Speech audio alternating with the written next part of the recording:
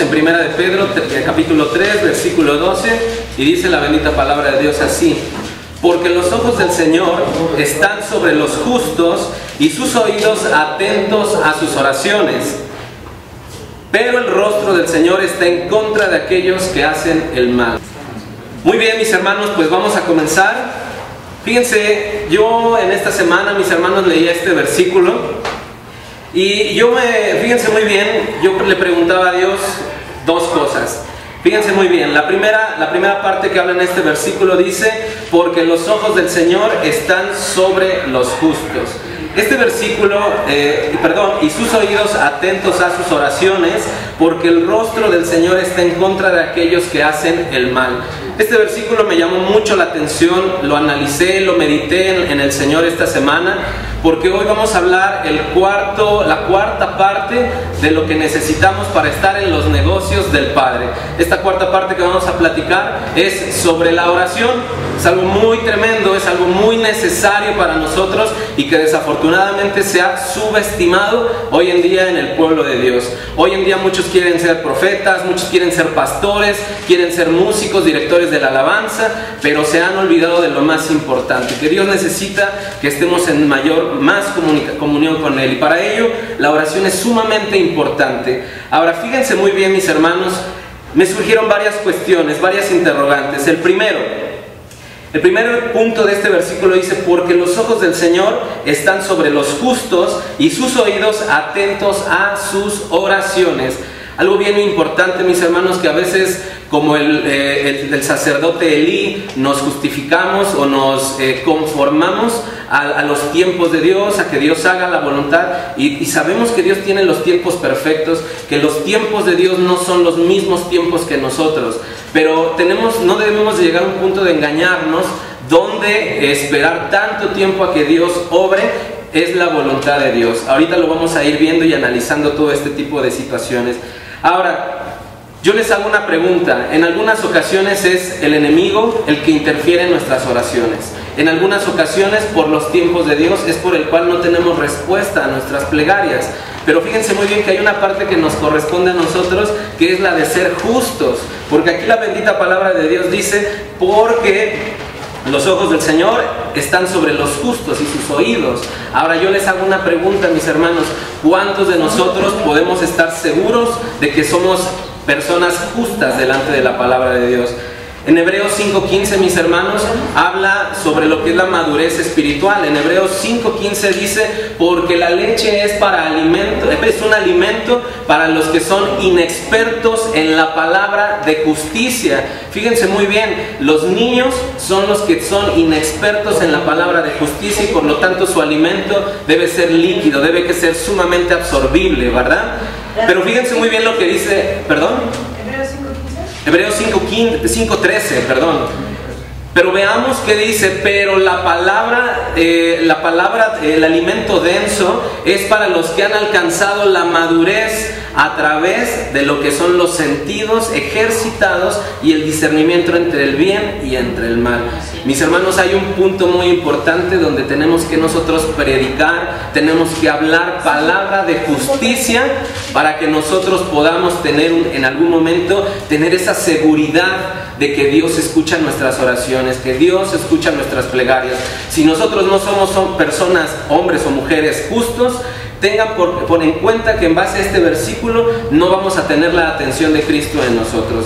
Entonces es algo muy importante, mis hermanos, que tenemos que caminar en ese proceso de madurez. Si no servimos a Dios, tenemos que empezar a servir. Si Dios ya nos dio un talento, si ya nos dio un don, tenemos que empezar a aplicarlo en la obra de Dios. Si tenemos inseguridades, tenemos que empezar esa puerta de la madurez, que es el esforzarnos.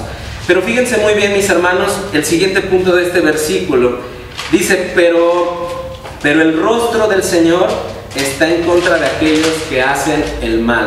Ahora, cuando yo leí esta parte de este versículo, mis hermanos, yo le preguntaba a Dios, surgieron interrogantes, fueron interrogantes de ideas, no fueron interrogantes de doctrinas, ni interrogantes de cuestiones mesiánicas, no, fueron ideas a mi mente que llegaron, que yo le pregunté a Dios: Dios mío, aquí tu palabra dice: porque tu rostro está en contra de aquellos que hacen el mal. Y yo le pregunté: Dios mío, ¿cuál es la diferencia entre hacer el mal y hacer las cosas mal. Porque de primera intención pareciera que las cosas son lo mismo, hacer el mal y hacer las cosas mal, ¿verdad? Pero no, totalmente diferente. Normalmente cuando la gente hace el mal, es gente que le ama el pecado, ama la borrachera, ama la fornicación, ama el adulterio, está en deterioros sexuales, la homosexualidad, el lesbianismo. Personas que según la Biblia están haciendo el mal. Pero ahora por otro lado, entonces, ¿qué es hacer las cosas mal? Yo les voy a hacer una pregunta, mis hermanos. ¿Será malo orar? Yo les hago una pregunta. ¿Será malo orar? ¿Será malo ayunar? ¿Será malo predicar? ¿Será malo tener el deseo de compartir de la palabra? Claro que no. Pero debemos de tener cuidado, mis hermanos, porque en Mateo 5:20, bueno, antes de Mateo 5:20, fíjense muy bien, mis hermanos, que los fariseos, ellos predicaban. Ellos hablaban de lo que era la palabra de aquellos entonces, de la palabra de Dios. Ellos ayunaban, ellos oraban y lo hacían en gran manera que hasta el mismo Señor Jesucristo los ponía de ejemplo. Les decía al pueblo, si vieren lo que hicieren, no lo hagan, pero hagan lo que dice, porque lo que dicen es de la palabra. Oren, ayunen, ténganlos de ejemplo, pero no hagan conforme a sus obras. Entonces vemos que el Señor Jesucristo admiraba tal vez o los halagaba, que le echaban ganas en la oración, le echaban ganas en el ayuno, le echaban ganas a sus compromisos, pero hacían las cosas mal. Y eso es algo muy importante, mis hermanos, que a partir de hoy tenemos que empezar a hacer las cosas bien. Entonces, cuando nosotros vemos y analizamos este versículo, fíjense muy bien, mis hermanos, porque la palabra de Dios habla, Jesús habla de los fariseos como eran tremendos, oraban, ayunaban y muchas cosas, pero hacían las cosas mal. No andaban tal vez en pecado de adulterio, de fornicación, de borracheras, pero hacían las cosas mal. Y ese es un grave problema, mis hermanos, porque en la palabra de Dios dice, si vuestra justicia, fíjense muy bien, volvemos otra vez a la palabra justicia, si vuestra justicia no fuera mayor que la de los fariseos, no podrán entrar al reino de los cielos. La gloria de Dios, y cuántos de nosotros hoy en día estamos anhelando y buscando la gloria de Dios. Entonces no basta con orar, no basta nada más con orar y ayunar y servir, no, hay que hacerlo ahora de manera correcta. Ahora, esto es algo muy importante, mis hermanos, es algo muy importante porque, algo bien importante, mis hermanos, porque Dios, para ustedes, para Dios, o nosotros para Dios, somos colaboradores. No somos creación nada más, no somos niños, ¿verdad? Que Dios nos tiene que estar dando de todo, alimento líquido. Somos sus colaboradores. Ahora, algo aquí bien importante, mis hermanos, cuando nosotros leemos la palabra de Dios, vemos que Jehová, Dios, tiene ángeles a su servicio. Y lo podemos ver en Salmo 103:20, donde dice, bendecid a Jehová vosotros los ángeles, poderosos en fuerza. Fíjense muy bien, poderosos en fuerza, que ejecutáis sus mandatos escuchando la voz de su palabra. Cuando nosotros vemos en Apocalipsis 5:11, dice que se contaban en millares de millares los ángeles. Cuando vemos Lucas 24:4, los ángeles son resplandecientes. Cuando las dos mujeres iban a buscar el cuerpo de Jesús y vieron a dos seres resplandecientes, vemos que los ángeles tienen muchas características. Nos anuncian llamados de palabra de Dios, nos envían mensajes de Dios, tienen una capacidad de fuerza impresionante. Pero mis hermanos, algo bien importante es que Dios no los puso a ellos para hacer la obra que quiere hacer en este mundo, nos puso a nosotros. Ahora, a partir de hoy, mis hermanos, quiero que esto lo guarden en su corazón, lo guarden en su mente, de que ustedes, nosotros, yo, todos los que estamos aquí, somos colaboradores de Dios. ¿Dónde vamos a encontrar eso? Fíjense muy bien, los voy a invitar a que vayamos a 1 Corintios 3:9, de favor. Y fíjense muy bien lo que dice la palabra de Dios en relación a nuestro papel en la tierra, nuestro papel en esta vida con Dios. Fíjense muy bien lo que dice el apóstol Pablo, dice, porque nosotros somos colaboradores de Dios. Repitan conmigo, somos colaboradores de Dios. Y vosotros sois labranza de Dios, edificio de Dios. ¿Cuántos dicen amén? Amén. Ahora, vamos de favor rápidamente a 2 de Corintios 6:1. A 2 de Corintios 6:1. Y nuevamente vamos a encontrar al apóstol Pablo hablando sobre su función en el reino de Dios, su papel que Él desempeña.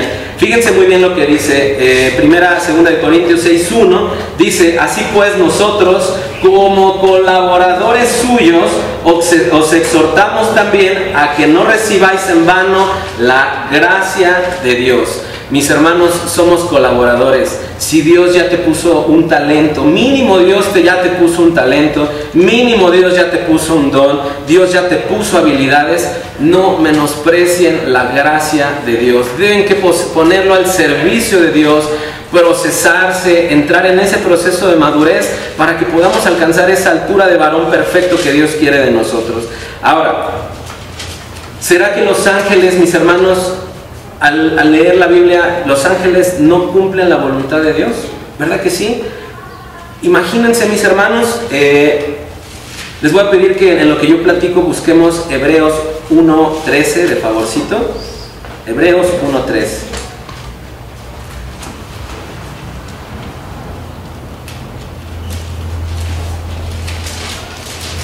Muy bien, mis hermanos, fíjense muy bien. Yo les hago un punto bien importante. ¿Será acaso que los ángeles no tienen capacidades, no tienen fuerzas, no tienen inteligencias? Claro que sí, mis hermanos.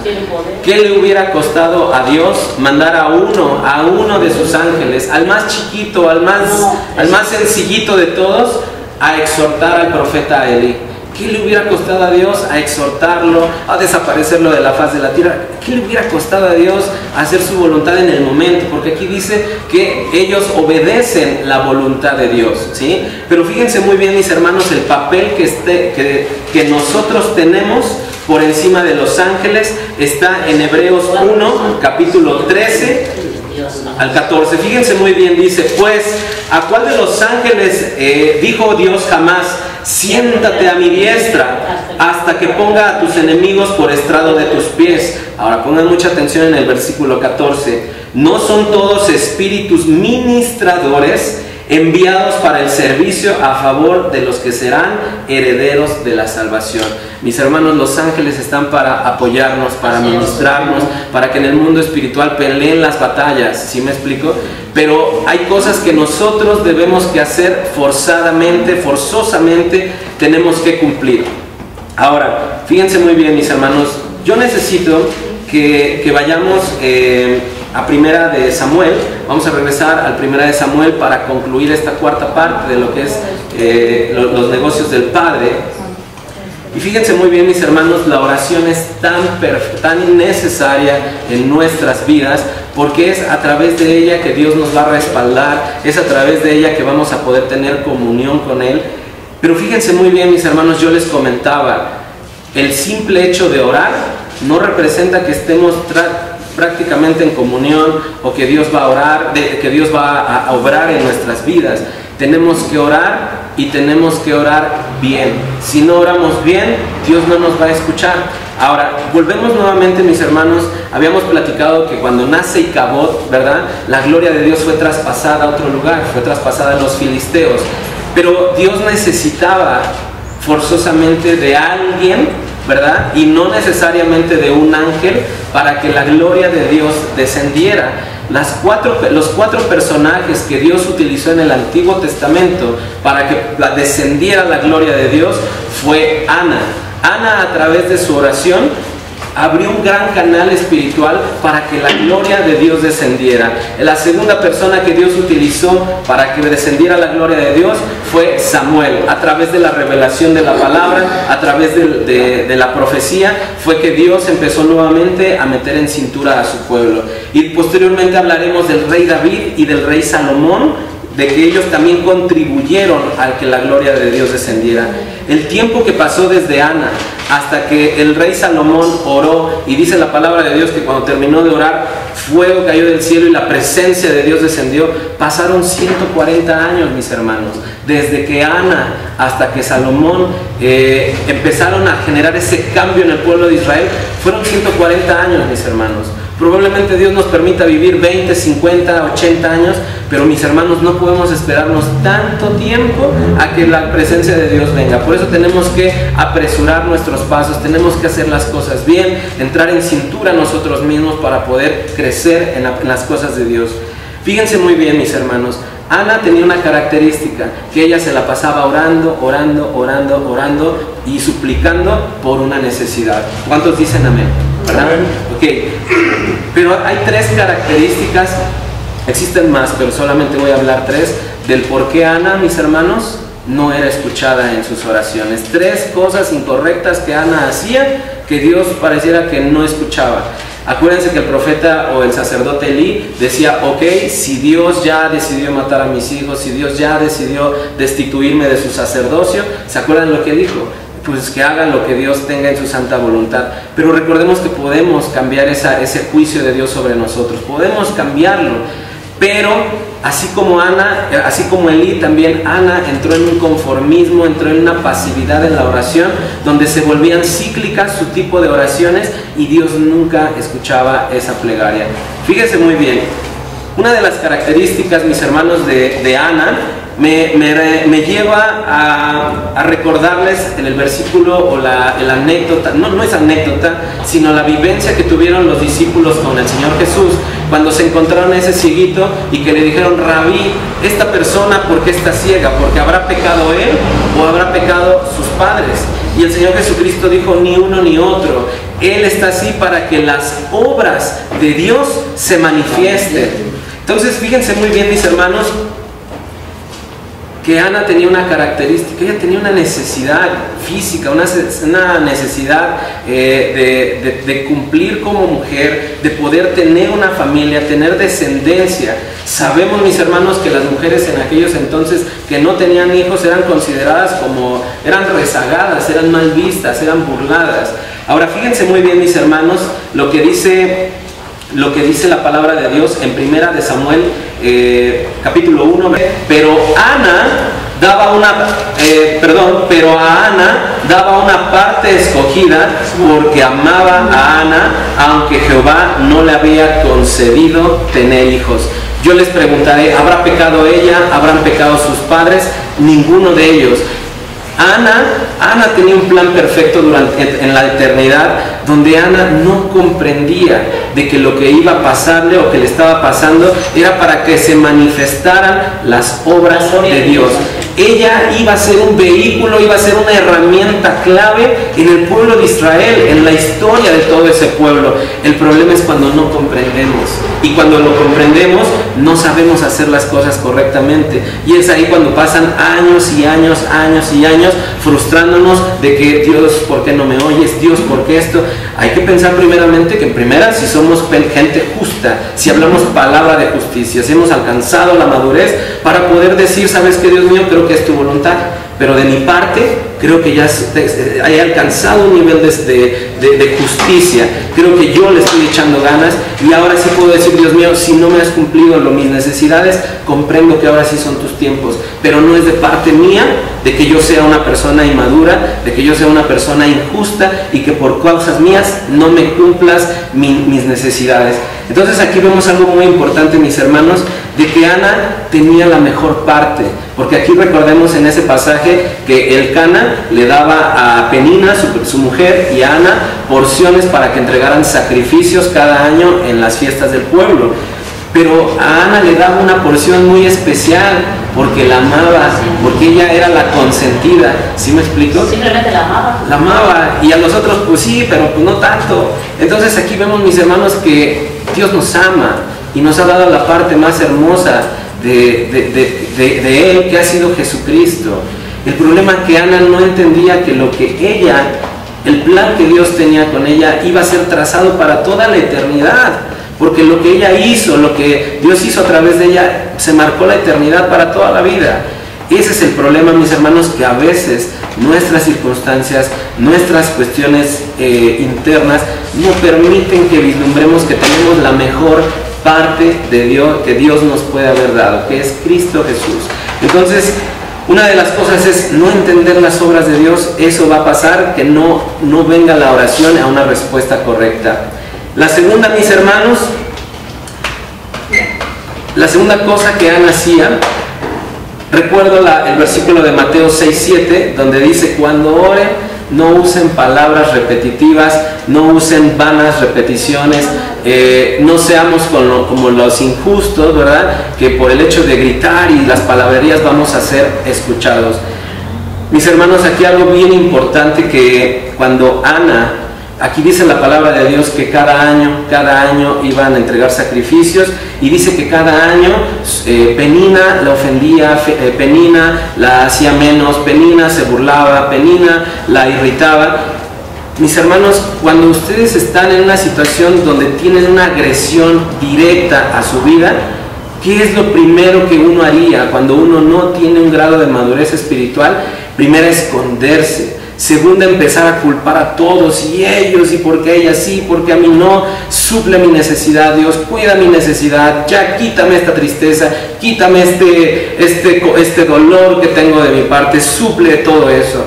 Entonces llega un punto, mis hermanos, que yo en la semana le compartí esta palabra a un familiar y le dije: mira, tío, si ya 3 años orando igual ya no te generó, cambia de táctica. ¿Por qué? Porque probablemente estés repitiendo lo mismo y estés cayendo en repeticiones vanas. ¿Sí me explico? Entonces debemos de tener esa capacidad de saber si nuestra oración, después de que se la hemos pedido meses y meses y años, no somos nosotros los que estamos orando mal a Dios. En primera, saber si somos nosotros los que somos justos o injustos.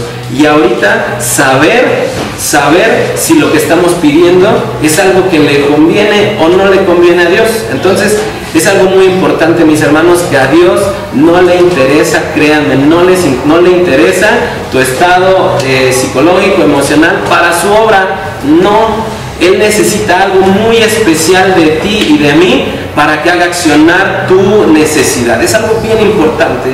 Entonces aquí vemos que Ana se la pasaba pues así nada más, y del tingo al tango, solamente quejándose de las circunstancias. Entonces es algo que debemos de cambiar. Ahora, el tercer elemento, mis hermanos, que yo les voy a pedir que esta sí me acompañen a leerla, es en Cantares 3:1. La verdad, bueno, antes de Cantares, mis hermanos, bueno, sí, de Cantares 3:1 al 2, capítulo 1 al 2. Fíjense muy bien, mis hermanos, con el amor de mi corazón voy a decir esto, ¿verdad? Porque por ahí me dijeron que tenía que decir esto. Fíjense muy bien, mis hermanos, lo que dice Cantares, capítulo 3, versículo 1.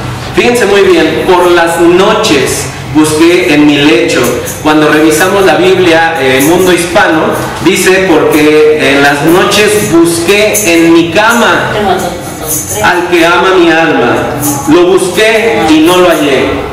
Y luego el versículo 2 dice: y dije, me levantaré ahora y rodearé por la ciudad, por las calles, por las plazas, buscaré al que ama mi alma. Lo busqué y no lo hallé. Qué triste, mis hermanos, ¿verdad? Que busques a Cristo, busques a Dios y no lo halles. Sabemos que no hay problema si en algún momento tú oras en tu cama. Puedes estar convaleciendo en un estado postquirúrgico y no hay problema, tú puedes estar orando en cama y no va a pasar nada, mis hermanos. Pero es aquí donde yo les voy a hacer una pregunta. ¿Cuántos de ustedes oran en su cama así como que, Dios mío, ya hace frío y voy a dormirme en cama? Porque también como que se me cierran los ojos y ya acostados decimos: bendito Dios, te agradezco por la vida. Se apaga la oración. La presencia de Dios, mis hermanos, si tú tienes brazos, tienes pies, tienes todos tus sentidos, no se busca en la cama. ¿Por qué? Porque estás dando una libertad al alma, dando libertad a ese cansancio, libertad a ese ser almático que tenemos de querer dormirnos cuando queramos, descansar el cuerpo. Pero, mis hermanos, algo bien importante es de que la presencia de Dios, buscar a Cristo y hallarlo, no es en la cama. Si tienes todos tu cuerpo íntegro, no se busca en la cama. Y luego más abajo en el versículo 2 dice: y salí por las calles y las plazas. ¿Cuántos de nosotros salimos corriendo? Dios mío, ya se me hace tarde. Y en el camino, Dios mío, pero guárdame, protégeme, cúbreme con la sangre de Jesucristo. Y sabemos que Dios es justo y nos guarda. Pero ¿qué pasa cuando llegamos al trabajo y ya no tenemos tiempo de hacer nada y estamos escribiendo y Dios mío, guárdame y protégeme, salimos del trabajo y con el tráfico, Dios mío, guárdame y protégeme, y luego llegamos a la casa cansados, Dios mío, protégeme y guárdame, y queremos buscar a Dios ya en la cama? Mis hermanos, es un ciclo vicioso donde creemos que buscar a Dios, estar una hora ahí con Dios, es estar ahí ministrando. No, mis hermanos. No hay nada de malo en estar postrado y orar, no hay nada de malo, pero sí debemos que someter ese cansancio, porque lo que yo les hablo son en las personas que no se esfuerzan en orar, de dedicarle una hora, 2 horas al día a Dios en la oración. ¿Sí me explico? No es que sea malo orar en la cama, pero fíjense muy bien la actitud que tenía Ana. En el versículo 9 del mismo capítulo 1 dice: y se levantó Ana después que hubo comido y bebido en Silo. Aquí vemos que Ana durante años y años, Penina la ofendía, Penina la humillaba, Penina la irritaba, y se iba a su depresión, se iba a meterse a la cama y se iba sin comer, se iba frustrada de que su condición de vida, su condición espiritual, no era algo que la mantenía feliz. Pero dice la palabra de Dios que hasta que ella entendió, ¿verdad?, que ella tenía la mejor porción, cuando ella entendió que ella era la amada, dice que se levantó, porque el Cana le dijo: ¿qué no te bastan? Yo soy más que 10 hijos, ¿verdad? Entonces cuando ella entendió, dijo: no, pues sí, tengo la mejor parte, tengo la mayor parte, entonces ¿de qué me preocupo? Entonces aquí vemos que ella se levantó y tuvo una actitud positiva ante la oración. Entonces, mis hermanos, es algo muy importante que cuando nosotros pidamos a Dios y no sea respondida nuestra oración, primeramente busquemos si hemos estado en un nivel de justicia, un punto donde seamos varones, hombres y mujeres justos, para tener la seguridad, lo que dice primera de Pedro 3:12, que dice: los ojos y los oídos están atentos siempre a los justos, pidiendo lo mismo. Entonces, mis hermanos, si no tenemos esa madurez espiritual, va a ser difícil que Dios responda de una manera pronta nuestras peticiones. Y algo, mis hermanos, que debemos de tener en cuenta, que siempre debemos que hacer la voluntad de Dios. Tenemos que buscar la voluntad de Dios para que Dios pueda accionar su palabra. Pero algo que sí me agrada de Ana, mis hermanos, son 3 características que hicieron el clic, que hicieron el cambio en lo espiritual, que hicieron el cambio de la historia, que repercutió hasta nosotros y que va a repercutir hasta la eternidad. Son 3 características que Ana tomó, 3 actitudes que Ana tomó para poder generar el cambio. El primero, mis hermanos, ¿se acuerdan? En Eclesiastés capítulo 5, versículo 4 al 5, dice que cuando hagas un voto delante de Dios, apresúrate a cumplirlo, ¿verdad? ¿Se acuerdan que Ana, cuando ella entendió, se paró, se levantó, fue al templo a orar? Fíjense muy bien que la palabra de Dios en el versículo 11 dice que Ana hizo un voto diciendo: Jehová de los ejércitos, si te dignares mirarla a la aflicción de tu sierva y te acordares de mí y no te olvidares de tu sierva, sino que dieres a tu sierva hijo varón, yo lo dedicaré a Jehová todos los días de su vida y no pasará sobre su cabeza navaja. Esto es algo muy importante, porque la primera acción, mis hermanos, que Ana tuvo fue de que hizo un voto. ¿Tendrá algo de sobre espiritualidad el voto? Probablemente no, pero el voto habla de la intención con la que yo quiero las cosas, el compromiso y el nivel que yo quiero tener con Dios. Ese es el voto, lo que se genera dentro de mí, ese impulso, esa bomba, esa gasolina que me hace hacer las cosas. Hace tiempo yo vi una conferencia de Oscar Kazuga, que es el director y presidente y dueño de la empresa Yakult, donde él compara la cultura japonesa y la mexicana, y este empresario dice: la diferencia entre un japonés y un mexicano cuando quieren un aumento de salario es de que los mexicanos hacen huelga, cierran la empresa y ahí se van a hacer meeting, ¿no? Pero la diferencia entre un japonés es de que si quieren un salario, aumento de salario, ellos si tienen un nivel de error, un ejemplo de un 10% de su margen de error, ellos aumentan su esfuerzo, aumentan su dedicación y hacen un voto donde dicen, les prometemos que el margen de error se va a disminuir al 0.3%, pero nos aumenten a nosotros la ganancia. ¿Qué quiere decir? Que producen más, que trabajan más, que le echan ganas más, cosa que los mexicanos, muchos no tenemos esa cultura de sobreesforzarnos cuando queremos pedirle a Dios algo. Y aquí Ana, mis hermanos, ella ya empezaba a entender la voluntad y el plan que Dios tenía con ella. Porque fíjense muy bien, mis hermanos, que otra de las características que la palabra de Dios habla es de que Ana se humilló. Y se acuerdan que dice en Lucas 18:13 que estaba un publicano y un fariseo, y el fariseo estaba orando, yo no soy como ellos, pecadores, y esto y el otro, y gracias porque me has elegido a mí. Y el publicano se daba golpe de pecho y lloraba y que no quería entrar, ¿sí? Dice la Biblia que él se fue justificado, ¿verdad? Porque él se humilló. Entonces aquí Ana vemos que cuando estaba orando en el templo ella lloraba, estaba chillando. ¿Por qué? Por buscar ese milagro que quería en su vida, mis hermanos. El humillarnos, el poder postrarnos rostro al suelo para poder decirle, Dios mío, úsame, ¿sí? Úsame y te prometo y te hago un voto de que tú vas a hacer, de que lo que tú me des lo voy a poner para tu obra.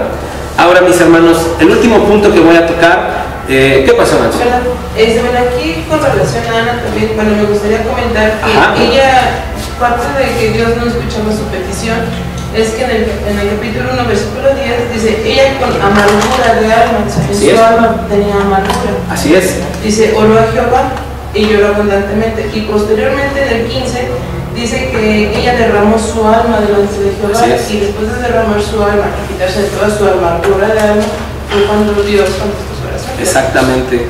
Si hay raíces de amargura en tu corazón, mis hermanos, no va a haber una acción como la que tú buscas. Por eso necesitamos, no basta con orar, no basta con orar. Necesitamos orar y hacer las cosas bien. Y si vemos que Ana tenía una raíz de amargura, no esperemos un cambio. Dios es misericordioso y Dios es bueno, pero yo les comento que hasta ahorita lo que hemos hablado de Samuel, hemos hablado de las cuestiones de carácter, hemos hablado de cuestiones de temperamento, y las cuestiones de actitud son cosas que Dios pone el querer y el hacer cambios en nuestras personas, pero son cambios y cosas que nosotros debemos de generar. Antes, hasta hace unos meses, yo decía, es que por mi temperamento soy así, por mi temperamento no avanzo, por mi temperamento esto. Hoy ya Dios ha puesto en mi corazón que el temperamento no es el culpable, es la actitud. La actitud que tenemos ante las cosas es lo que hoy detiene la gloria de Dios. Ya no nos escudemos en qué es nuestro carácter, ya no es nuestro temperamento. Eso se tiene que ser procesado, ¿no? Y lleva un tiempo. Pero ahora esa es la actitud. La actitud es algo que va a reaccionar. Cuando yo entendí eso, dije, bueno, pues ni modo, vamos a tener que ver la vida de otra perspectiva, ¿no? Entonces, tenemos que generar cambios. Mis hermanos, ya para terminar, les voy a invitar a que leamos Primera de Juan, capítulo 5, versículo 15. 5:15. Fíjense muy bien, estoy leyendo esta Biblia Mundo Hispano y me encanta mucho su interpretación, porque he analizado que en la Reina Valera 1960 hay muchas traducciones o versículos que le dejan más responsabilidad a la parte de Dios. Dios hace esto, Dios tiene misericordia, y está bien, pero fíjense muy bien para los que tienen una Reina Valera 1960 y yo me traje ahorita la Biblia Mundo Hispano. Fíjense muy bien lo que dice el versículo 5:14. Fíjense muy bien, dice, y esta es la confianza que tenemos delante de Él. Fíjense muy bien, la confianza. ¿Cuántos de nosotros tenemos esa confianza de decir gracias Dios porque me has escuchado? Yo lo voy a confesar. mucho tiempo yo dije, Dios, gracias porque tú me has confesado, tú me has escuchado, pero nunca tuve esa confianza de haber sido escuchado por Dios. ¿Sí me explico? Tenemos que cuidar de que esas frases, que esas repeticiones no sean frases que las hemos aprendido con el tiempo, por haber escuchado a algún ministro. No, de convicción debemos estar seguros, ¿verdad?, de que somos escuchados por Dios. Sí, perdón, además, hermano, Dios da evidencia de cuando se escucha. Porque, por ejemplo, yo estoy muy sorprendida de que yo hay veces que pienso las cosas y no las hablo. Y, o sea, con alguien les hablo o simplemente las pienso y voy y lloro al Padre. Claro. Y le digo lo que pienso, lo que siento, lo que estoy viendo. Se lo digo en la mañana, puede ser cuando me levanto y empiezo a orar. De verdad, hermano, no lo digo como la gloria, lo digo como la vida de testimonio. Claro. No termina el día, hermano, que me sorprende, a veces me espanto. Y digo, gracias, Padre. Ella dice, ahí Dios está dando evidencia de que nuestra oración fue escuchada.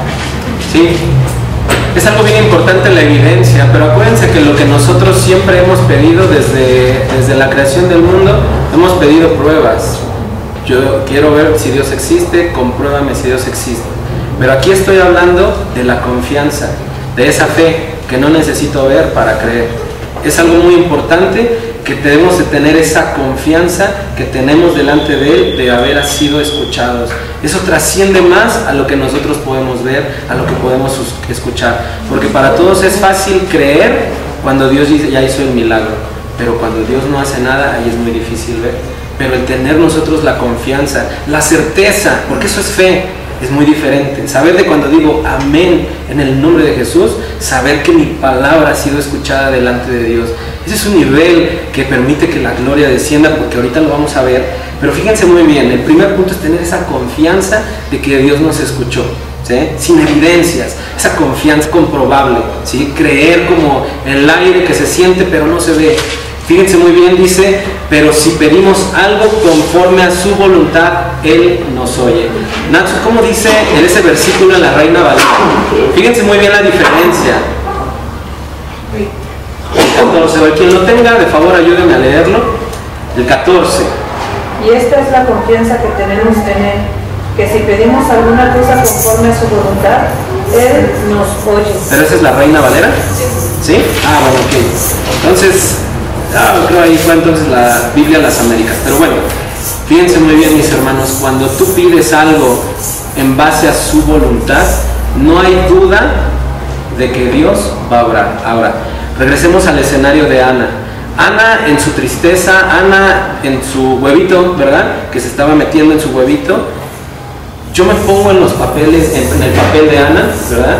Yo siempre les he dicho, cuando vayamos a hablar de ello hay que poner nuestros guaraches y vestidos allá, pero no voy a poner los vestidos de Ana, ¿verdad? Sino vamos a ponernos en el papel de Ana. Imagínense ahorita con este gobierno que Peña Nieto está como que las cosas medio turbias, que la delincuencia está terrible, que la economía está tremenda. Remontémonos a esa etapa, no creo que haya mucha diferencia cuando Ana empezó a entender que el Cana era la persona amada, era la persona que recibía lo mejor. Y después, fíjense muy bien, después de romper su caparazoncito de su huevito, su cascarita, ella empezó a ver afuera y dijo, oye, el profeta o el sacerdote Elí, él ya va mal, fíjate, o sea, no controla ni a sus hijos. Mira, no tiene un verdadero control, un verdadero cuidado del templo. Mira, sus hijos están en fornicación. Mira, su otro hijo está en cosas malas. Fíjense muy bien, cuando ella empieza a discernir, por eso hablamos en Hebreos 5:13, de que los maduros son los que por el ejercicio tienen los sentidos ya ejercitados y tienen la capacidad de discernir. Entonces, cuando ella se levanta y sale del huevito, empezó a discernir. Mira, el sacerdote principal anda mal. Los dos profetas, los dos sacerdotes, Elí, ¿cómo se llama? Ofni y Finés, ya están mal. Míralos, aquí dice, aquí se están revolcando en el templo con mujeres. ¿Saben qué fue lo que pasó con Ana? Que ella vio la necesidad de Dios. Acuérdense, yo les dije, somos colaboradores. Cuando ustedes vienen acá, mis hermanos, ustedes necesitan una serie de herramientas, pues, recursos económicos, recursos humanos, recursos de agua, de alimento, para llegar acá. fuerza. Si el hermano Eusebio viniera solito, él tendría que buscar otros vehículos, otras ayudas. Pero cuando tiene a la familia, utiliza sus recursos. No anda buscando otras cosas o otras personas, sino anda buscando solamente los recursos de la familia. Entonces imagínense Dios, mis hermanos, al ver que su profeta, que su sacerdote ya iban en decadencia, Dios tenía que estar buscando a alguien que supliera ese papel, ese lugar. ¿Sí me explico? Pero ahí fue cuando Ana dijo, mira cómo va el profeta y sus 2 hijos, van en decadencia. El pueblo de Israel está en decadencia. Fíjense muy bien, ella entendió que era colaboradora con Dios y le dijo, Dios, si tú te dignas en verme a mí, en quitar la aflicción de mi corazón y me dieras un hijo, lo dedicaré para lo que tú necesitas. No te lo daré. No vemos que ella le pidiera muchos hijos. Te lo daré para lo que tú necesitas. Se está cayendo tu pueblo, se está cayendo tu sacerdocio. Necesitas un sacerdote. Ten un hijo, ¿sí? Tómalo, aun cuando no esté en concepción, tómalo, para que tú puedas levantar de él un gran sacerdote. ¿Sí me explico? Cuando tú te metes, mis hermanos, nos metemos a analizar las necesidades de Dios, cuando comprendamos que somos colaboradores de Dios, que no Dios está nada más para quitarnos, proveernos, darnos, guardarnos. No, mis hermanos, estamos como colaboradores, y como colaboradores necesitamos, como un staff, un equipo de, imagínense yo, a lo mejor un presidente empresarial, yo necesito un staff que me digan, ¿sabe qué hacer, qué decisión tomar? Con Dios no es así, pero Dios necesita obreros, Dios necesita colaboradores. La palabra de Dios dice, a la verdad la mies es mucha, pero los obreros son pocos. ¿Cuántos de nosotros hemos dicho, probablemente por repetición, Dios mío, envíame a mí, porque lo hemos escuchado, y eso lo digo por mí, porque lo hemos escuchado desde chiquitos? Pero ¿cuántos hemos comprendido cuando decimos envíame a mí? Es en realidad ver la necesidad de Dios. Si ya te enviaron a misiones, no caigas en esas repeticiones donde no vas a estar. Si ya te enviaron a predicar, no caigas en vanas repeticiones donde nos hagamos, ¿verdad? Si ya te mandaron a la alabanza, no nos hagamos repeticiones. Donde tú estás es donde Dios te necesita. Solamente necesitas activar, solo necesitas ahora aprender a orar. Dios mío, yo sé que tus necesidades son estas, porque yo veo el pueblo, envíame a mí a eso. ¿Sí me explico? Y no esperarnos a que Dios nos llame 1, 2 y 3 veces y a la tercera ya nos dio el jalón de orejas. Tener ese corazón dispuesto, mis hermanos. Entonces es algo muy importante que a partir de hoy, mis hermanos, tenemos que cuidar la forma en que oramos. No hay que pedir nada más, Dios mío, cuídame, guárdame, protégeme, envía tus ángeles, no, sino ahora convertirnos en colaboradores. Y para ser colaboradores, prácticamente Dios nos va a poner en alguna de sus empresas celestiales, encargados de una obra, encargados de la alabanza, encargados de las misiones, encargados del evangelismo. ¿Por qué? Porque estamos viendo esa necesidad. Solamente con orar y ya, no. Tenemos ahora que dar ese paso de involucrarnos en la necesidad que Dios tiene para con su pueblo, para con el mundo. ¿Sí me explico? Entonces, si Dios ya te dio un don, si Dios ya te dio un talento, si Dios ya te dio y te bendijo con muchos beneficios materiales, ponlos al servicio de Dios. No tengas miedo, involúcrate. Involucrémonos en esta obra para que seamos algún día, como dice la palabra de Dios, seamos dignos de ser llamados hijos de Dios. ¿A cuántos de ustedes no les gustaría un día estar delante de Dios y que Dios nos diga, buen siervo fiel, en lo poco me serviste, en lo mucho te pondré? Creo que son las palabras que mi corazón más anhela, ¿sí? Pero debemos que tener en cuenta que debemos que cambiar nuestro carácter, debemos que cambiar nuestro temperamento. Muy importante la actitud, pero sin eso, pero con todo que cambiemos, si no somos gente de oración, si no caminamos rumbo a la perfección, si oramos en base a nuestras necesidades solamente, no vamos a traer la gloria de Dios a nuestras vidas. Tenemos que orar como dice la palabra de Dios, conforme a su voluntad, no conforme a la nuestra. ¿Cuántos dicen amén?